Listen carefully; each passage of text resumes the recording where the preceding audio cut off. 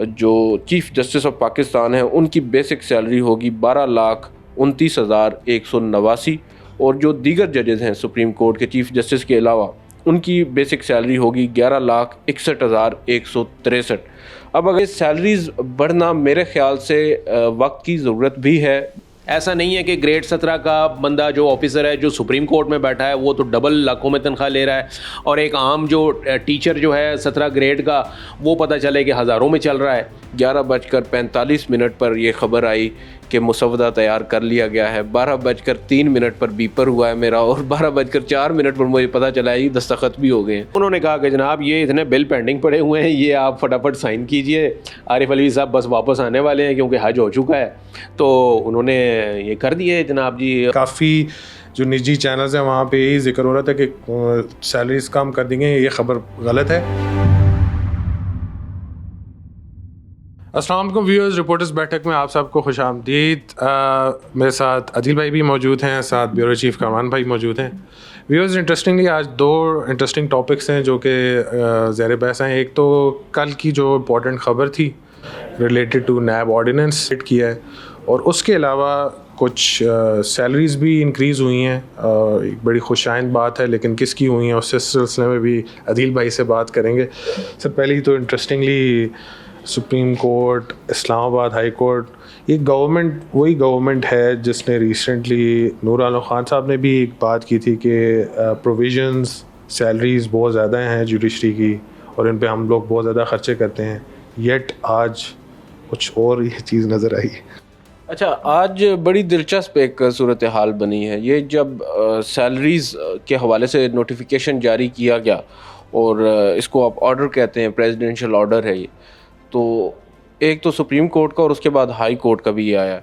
मगर क्योंकि basic salary से मुतालिक था ये, तो अमूमन जो चैनल्स पर चली है वो गलत ख़बर चली है। वो ये चली है कि शायद सैलरीज़ जो हैं वो कम कर दी गई हैं, जो कि बड़े ही खिलाफ तवक्को एक फ़ैसला अगर होता तो उसके ऊपर काफ़ी ज़्यादा एक इबहाम पैदा हुआ और कन्फ्यूजन पैदा हो गई कि इस तरह कैसे हो गया कि ऑब्वियसली इस महंगाई के दौर में बेशक नूर आलम साहब या पब्लिक अकाउंट्स कमेटी बहुत कुछ कह रही है, मगर ये भी देखना है कि महंगाई बढ़ रही है और तनख्वाहें कम तो नहीं होंगी। दूसरी जानिब जो ब्यूरोक्रेट्स हैं उनकी भी तनख्वाहें बढ़ी हैं, और इसी तर्ज पर फिर हमने रब्ता किया सेक्रेटरी लॉ से, उनसे हमने पूछा, उन्होंने हमें क्लियर किया कि 20% जो बेसिक सैलरीज़ हैं उनके अंदर रेज़ किया गया है चीफ़ जस्टिस और तमाम जो जजेज़ हैं सुप्रीम कोर्ट के, और इसी तरह चीफ़ जस्टिस और तमाम जजेज़ हाई कोर्ट के, और जो उनके दूसरे अलाउंसेस हैं वो भी काफ़ी ज़्यादा होते हैं, आपको मालूम है, उनको टच नहीं किया गया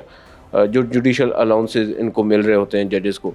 मगर जो बेसिक सैलरी है उसको हमारी जो अंडरस्टैंडिंग है वो उसी तर्ज पर बढ़ाई गई है जिस तरह 20वें और 21वें ग्रेड के अफसरान की 20% सैलरीज़ बढ़ी हैं, और जो उनसे कम हैं उनकी 30% गालिबन, और 35% तक भी जो लोअर कैडर के लोग आते हैं उनकी तनख्वाहें बढ़ी हैं। तो मेरा ख़्याल ये है कि क्योंकि इनका क्राइटेरिया उन्होंने वो सेट किया है सेक्रेटरी लेवल पे या 20वें 21वें ग्रेड पे, तो उस लिहाज से इनकी 20% इंक्रीज़ हुई। अगर मैं आपको फ़िगर्स बता दूं, जो ये ऑर्डर है इसके मुताबिक अब जो चीफ़ जस्टिस ऑफ पाकिस्तान है उनकी बेसिक सैलरी होगी 12,29,189, और जो दीगर जजेज़ हैं सुप्रीम कोर्ट के चीफ़ जस्टिस के अलावा उनकी बेसिक सैलरी होगी 11,61,163। अब अगर हम एक साल पीछे चले जाएं तो उस वक्त जो ये तनख्वाहें ले रहे थे हमारे फाजिल जज हैं, तकरीबन चीफ़ जस्टिस की बन रही थी 10,24,324 रुपये, और जो दीगर जजेज़ हैं उनकी 9,67,636 रुपये।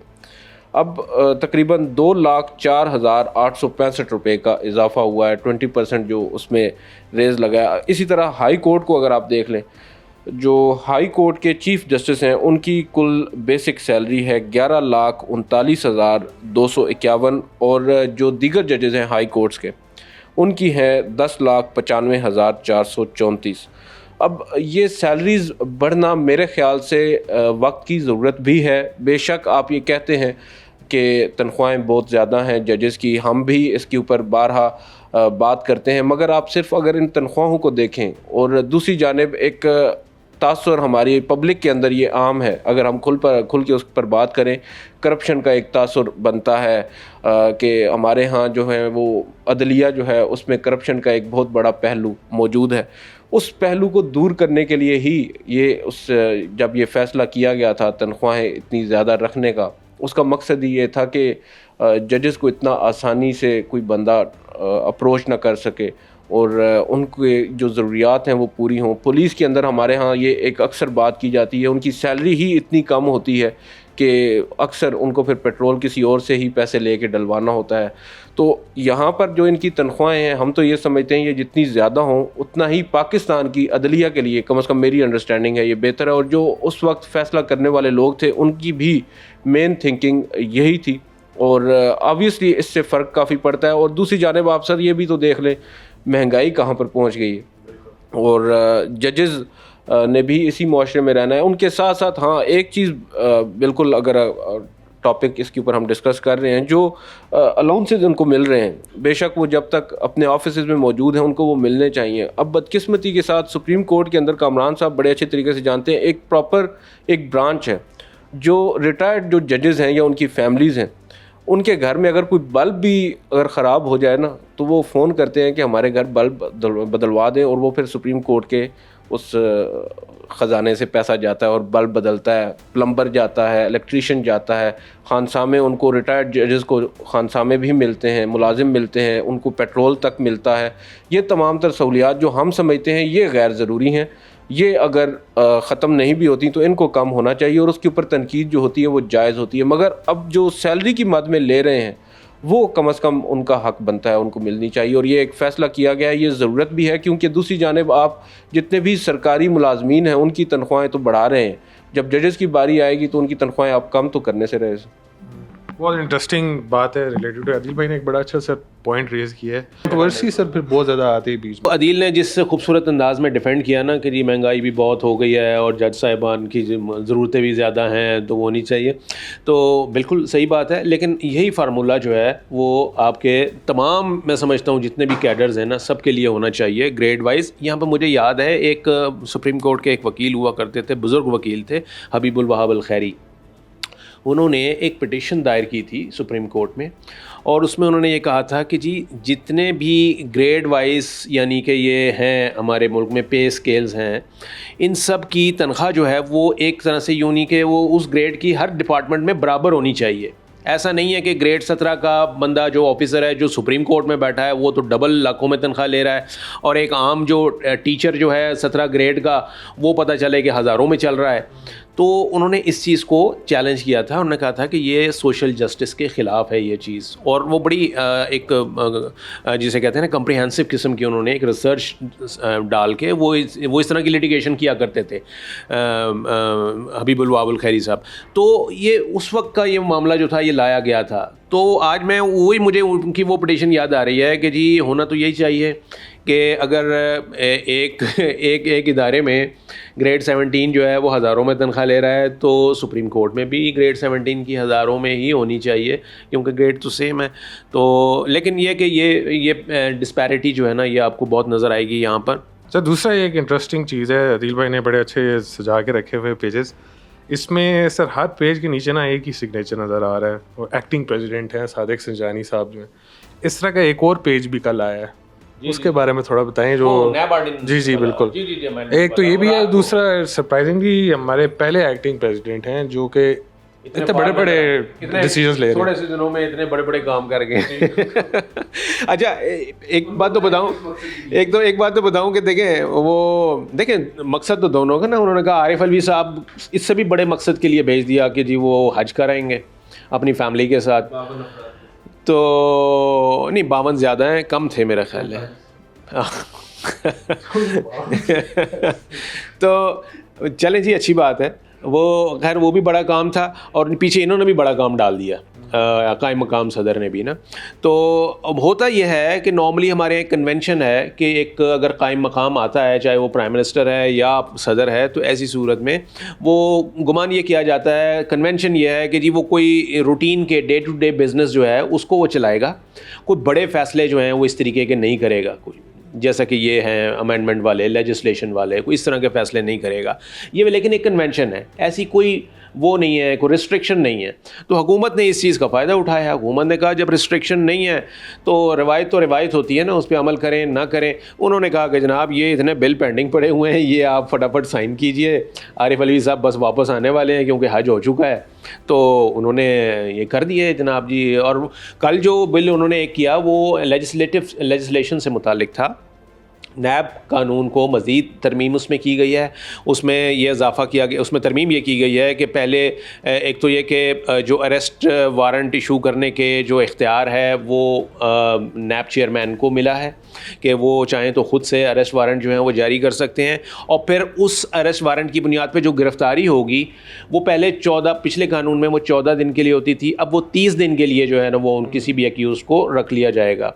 तो ये कल रात जो है ये डेवलपमेंट हुई थी। और हाँ, जो आपकी तफ्तीश से ताउन नहीं करेगा, इन्वेस्टिगेशन में अगर ताउन नहीं करेगा, आपके नोटिस की तामील नहीं करेगा तो उसको भी उठा लिया जाएगा और उसको भी 30 दिन के लिए जो है वो नैब अपने पास जो है वो रख सकती है। ये कानून में कल अमेंडमेंट आई है। और चूँकि ये आपको पता है कि नैब कानून तो हर तरह से वो कंट्रोवर्शियल रहा है किसी न किसी भी एस्पेक्ट से, तो इस लिहाज से ये वाली जो अमेंडमेंट है इसको भी कहा जा रहा है कि ये भी किसी एक स्पेसिफिक पर्सन के लिए जो है ना वो रातों रात की गई है, ताकि किसी को अरेस्ट करना हो तो उसको फिर आप 30 डेज़ के लिए बआसानी आप अपने पास जो है वो रख सकें। तो ये मैंने जैसे कि बताया कि रिस्ट्रिक्शन थी कोई नहीं। हुकूमत ने कहा कि जी बहुत अच्छा टाइम है, ये कानून में ऐसी कोई कतगन नहीं है कि जी वो साइन ना करें कायम मकाम सदर, इसलिए वो करेंगे, उनसे उन्होंने करवा लिया। ये बिल्कुल ऐसे ही है कि जैसे पार्लियामेंट में ये कहीं नहीं लिखा कि जी इतने लोग असम्बलियाँ अगर इस्तीफ़ा दे देंगे तो फिर असम्बली तोड़नी पड़ेगी, कहीं नहीं लिखा ना। तो वो आप देख लीजिए कि जनाब वो इस्तीफ़ों वाले मामले भी अपनी जगह पे पड़े हुए हैं और थोड़े लोगों से असम्बली जो है वो चली जा रही है, क्योंकि कानून में कुछ नहीं है कि जी इतने परसेंटेज होनी चाहिए या नहीं होनी चाहिए। इस वक्त कोरम का इशू अगर कभी आता भी है वो पॉइंट आउट ही नहीं होता, और जब पॉइंट आउट ना हो तो फिर इसका मतलब है वो लीगल है वो वाला सेशन जो है, तो वो चले जा रहा है इसी तरीके से। अदील भाई, इंटरेस्टिंगली जो सबसे जो जैसे कामरान भाई भी जिक्र कर रहे थे ना, पीडीएम की ही गवर्नमेंट थी जिसने आके पहला जो उनका ऑब्जेक्टिव था वो था कि नैब तरामीम करके इसकी पावर जो है ना उसको ख़त्म करना है, ख़ासकर जो ये पॉलिटिकल विक्टिमाइजेशन में इस्तेमाल होती है। ये उल्टा हो रहा है एक सेंस में, वापस उसको जो है ना औजार जो हैं वो दिए जा रहे हैं। तो इस तरफ क्यों जारी चीज़ें, कल को इनके खिलाफ भी इस्तेमाल हो सकता है दोबारा? सर वो बेसिकली तो नज़र हमें यही आ रहा है, जो हमारी अंडरस्टैंडिंग है, हमारी जो रीडिंग है, क्योंकि अभी भी पेंडिंग है एक मामला सुप्रीम कोर्ट में। ऑलरेडी नैब अमेंडमेंट्स का सुप्रीम कोर्ट ने अपनी जजमेंट रिज़र्व कर रखी है उसके ऊपर। तवील समातों का दौर चला है उस केस में। उसमें ऑब्वियसली नज़र यही आता है कि अपने केसेस ख़त्म करने के लिए ये ऐसा एक कानून साजी उस वक्त की गई और बड़ी लचक दिखाई गई कानून के अंदर। और अब फिर जाकर उस वक्त हुकूमत, जो आज की हुकूमत है, उस वक्त जिन कवानीन को या जिन शिकों को इस नैब कानून की ड्रैकोनियन कहा करती थी, आज दोबारा से उनको शामिल किया जा रहा है। सिर्फ वो पर्सनल वेंडेटा है ना, एक शख्स है, उस शख्स को किसी भी तरह से अब उन्होंने जिच करना है या गिरफ़्तार करना है, हिरासत में रखना है, एक तवील अरसे के लिए रखना है। बज़ाहिर नज़र यही आ रहा है कि सब कुछ उसी के लिए किया जा रहा है। मैं अभी टाइमिंग की बात कर रहा था, टाइमिंग आप देख लें, रात को तकरीबन 11:45 पर ये ख़बर आई कि मुसवदा तैयार कर लिया गया है। 12:03 पर बीपर हुआ है मेरा, और 12:04 पर मुझे पता चला है दस्तखत भी हो गए हैं सदर साहब के। और उजलत क्या है? उजलत ये थी कि आज सदर मुमलिकत आरिफ अलवी साहब वापस लौट आए हैं हज करके, तो अब उन्होंने जो दुआएं की हैं वो शायद पूरी नहीं हुई और उनके पीछे सारा काम डल गया। अब भी अब कह रहे होंगे आपका हज तो मुझे काफ़ी महंगा पड़ा। देखते हैं अब आगे क्या होता है इसमें। जी बिल्कुल व्यूअर्स, तो ये कुछ अपडेट्स थी रिगार्डिंग जो नैब ऑर्डिनेंस है जो कि अभी एक्टिंग प्रेसिडेंट सादिक सजदानी ने भी साइन किया है, उसके हवाले से कुछ फर्दर जो अपडेट्स आएंगी वो भी हम जिक्र करते रहेंगे। बाकी जो इंक्रीज़ है सैलरीज़ में जुडिशरी की, ख़ासकर इस्लामाबाद हाई कोर्ट में, और जो जजेस हैं सुप्रीम कोर्ट के, उस सिलसिले में भी आपके साथ अपडेट्स शेयर किए। जैसे आदिल भाई मेंशन करें, काफ़ी जो निजी चैनल्स हैं वहाँ पे यही जिक्र हो रहा था कि सैलरीज़ कम कर दी गई। ये ख़बर गलत है, असल ख़बर यही है कि सैलरीज़ को इंक्रीज़ किया गया है। खैर मुझे कमान भाई और आदिल भाई को इजाज़त दें, इंशाल्लाह अगली दफ़ा भी अपडेट्स के साथ हाज़िर होंगे। अल्लाह हाफ़िज़।